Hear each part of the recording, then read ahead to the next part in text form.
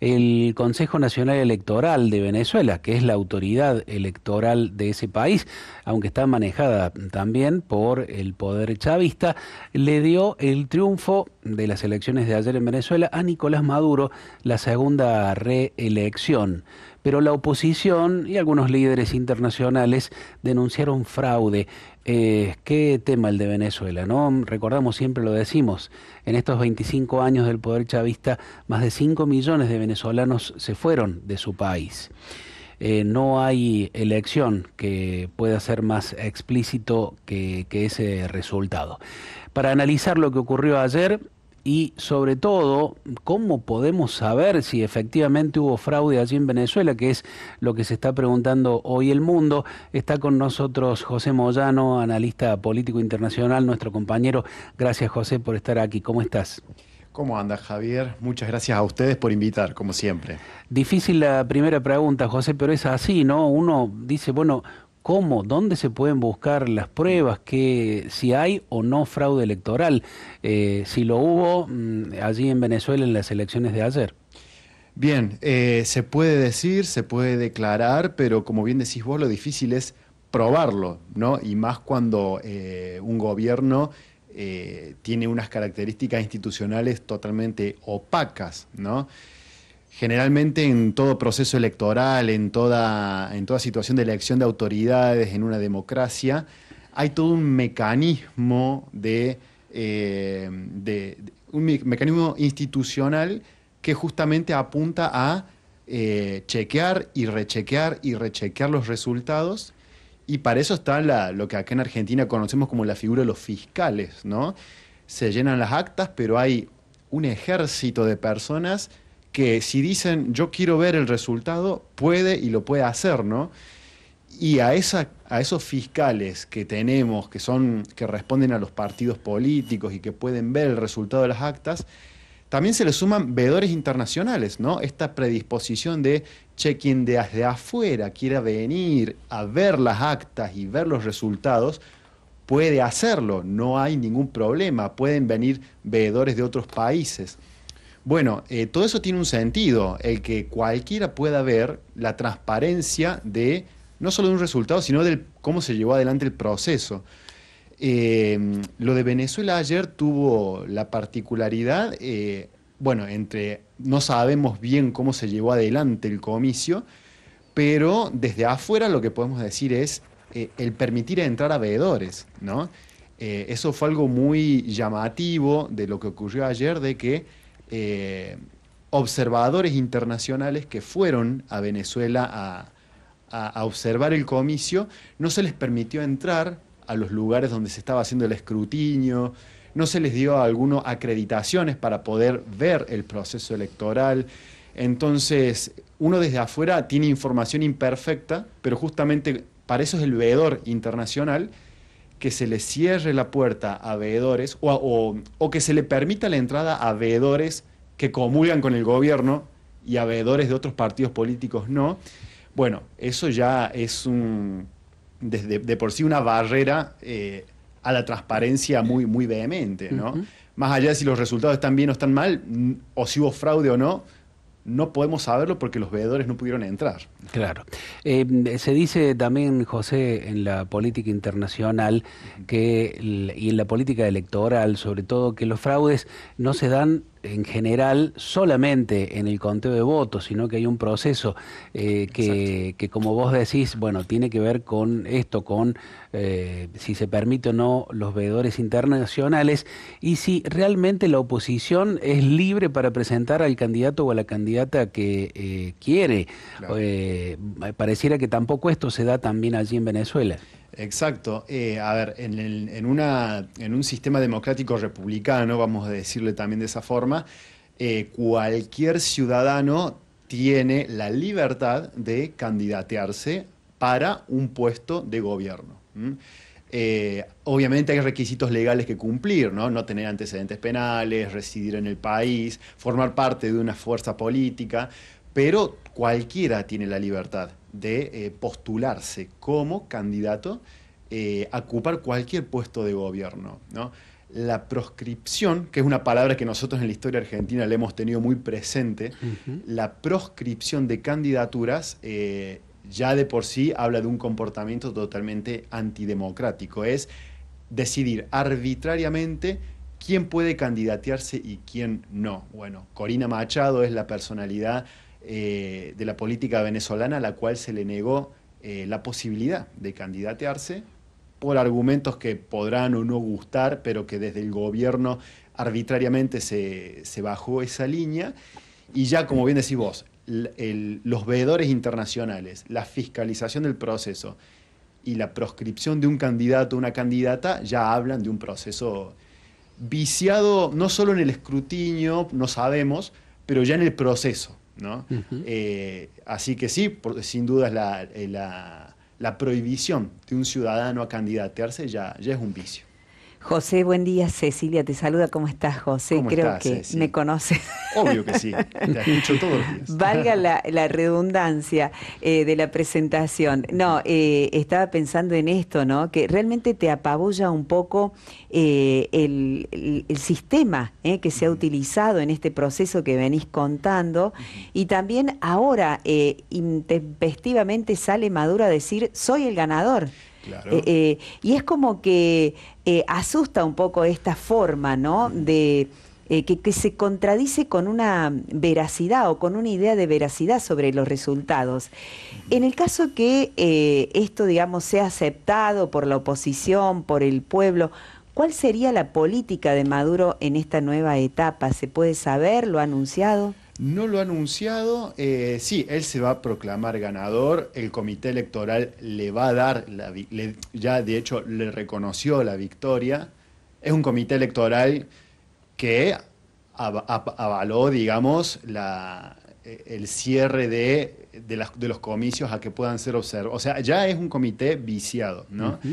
Pero ¿cuáles son los grandes desafíos que tiene Venezuela? Y son desafíos muy grandes, que demandan medidas políticas muy, muy grandes también. A ver, uno de los grandes dramas que tiene Venezuela es que los problemas que tiene no se pueden resolver si no hay un gran pacto político nacional.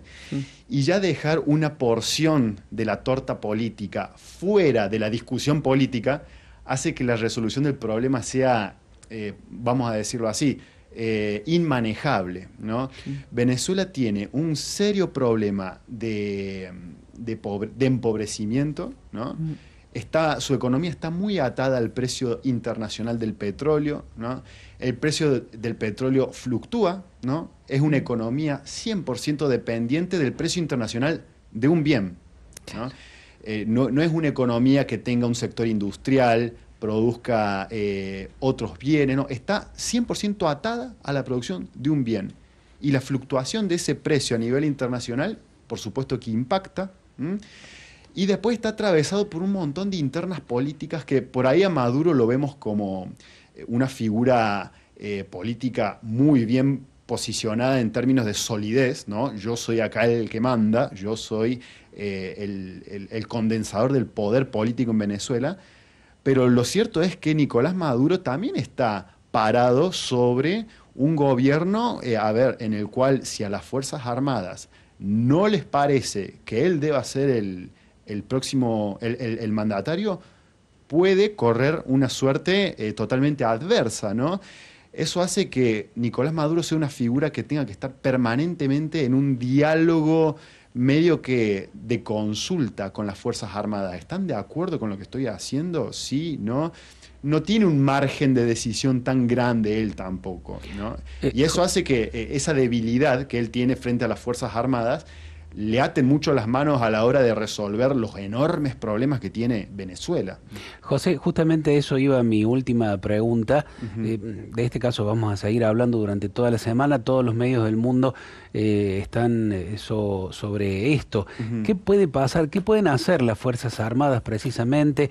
Bueno, Chávez era un militar, pero Maduro no viene de las Fuerzas Armadas. ¿No puede quebrarse ese pacto allí con los generales? Está buenísima la pregunta porque hoy en día, podemos decir, el último sostén de poder real que tiene Nicolás Maduro es el apoyo de las Fuerzas Armadas.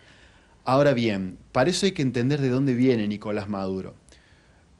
Hugo Chávez, ¿no?, que fue su predecesor, él tenía un ministro de defensa que se llamaba el general Diosdado Cabello, ¿no?, que fue, podríamos decir, el pilar fundamental del gobierno de Chávez, y recordando además que Diosdado Cabello es militar y Chávez era militar, ¿no? Podríamos decir que con Chávez, gobierno y Fuerzas Armadas eran una sola cosa.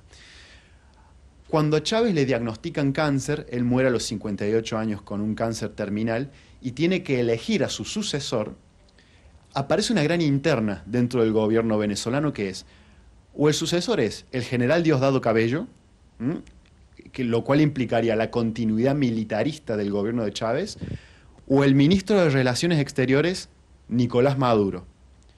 Hugo Chávez bendice a Nicolás Maduro, le dice, es más, y hay un video donde él dice, el continuador de este proyecto va a ser el ministro de Relaciones Exteriores, Nicolás Maduro. Y no le da la sucesión del poder a las Fuerzas Armadas a través del general Diosdado Cabello. Ahí nació un resentimiento político bastante interesante que es el gran condicionante de Maduro hoy, ¿no? Claro. Hoy Nicolás Maduro, cada vez que cuestionan su autoridad, él muestra el video, donde dicen, acá está Hugo Chávez diciendo, el ministro de Relaciones Exteriores va a ser el continuador del proyecto bolivariano. Él siempre muestra eso. ¿Por qué? Porque el sucesor natural de Chávez supuestamente ya estaba pensado que iba a ser el Diosdado Cabello y las Fuerzas Armadas. ¿Qué pasa?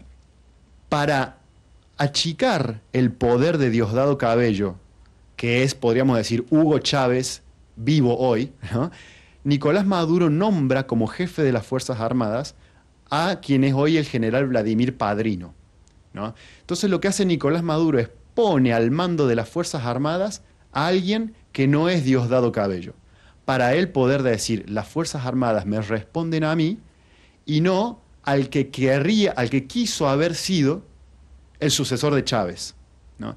Entonces, hoy en Venezuela es importantísima la figura del general Padrino, se llama así, Vladimir Padrino, porque es el comandante en jefe, leal a Maduro, que le pone un límite a Diosdado Cabello, quien iba a ser el sucesor de Chávez, ¿no?, y que está muy resentido con Nicolás Maduro por la bendición, entre comillas, que recibió de Chávez. Hay que prestarle ¿a qué le tenemos que prestar atención en la política venezolana? A esa interna de las Fuerzas Armadas. Porque en el momento en que Diosdado Cabello logre que la cúpula de las Fuerzas Armadas sea reemplazada por un sector más chavista que madurista, ahí Nicolás Maduro podría estar en aprieto, ¿no? Porque la lealtad de Padrino es lo que lo sostiene. Ahora bien, no creamos que porque las Fuerzas Armadas en algún momento le den la espalda a Maduro, se termine el chavismo. Claro. Porque la interna no es entre chavistas antichavistas, es entre chavistas y maduristas, ¿no? Si Padrino es desplazado y los cabellistas toman la comandancia de las Fuerzas Armadas vuelven a ser chavistas y no maduros. No es, o sea, es una interna del PSV, del Partido Socialista Unido de Venezuela. No es una interna chavista antichavista, ¿no? Esa interna de las Fuerzas Armadas, que es lo único que sostiene a Maduro en el poder, es lo que hay que mirar. La interna Diosdado Cabello, Vladimir Padrino. Así que bueno, para quienes estamos viendo cuáles son los sostenes de poder hoy que le quedan a Maduro, la lealtad del general Padrino como comandante en jefe de las Fuerzas Armadas, ¿no? Bueno, centrar el análisis, José, muchas gracias. Vamos a seguir, por supuesto, con este tema. En el medio de estas internas de poder está el pueblo, o lo que queda del pueblo venezolano, ¿no? Recordemos esto. Millones de venezolanos en estos años han elegido irse, abandonar su país, su familia, su tierra.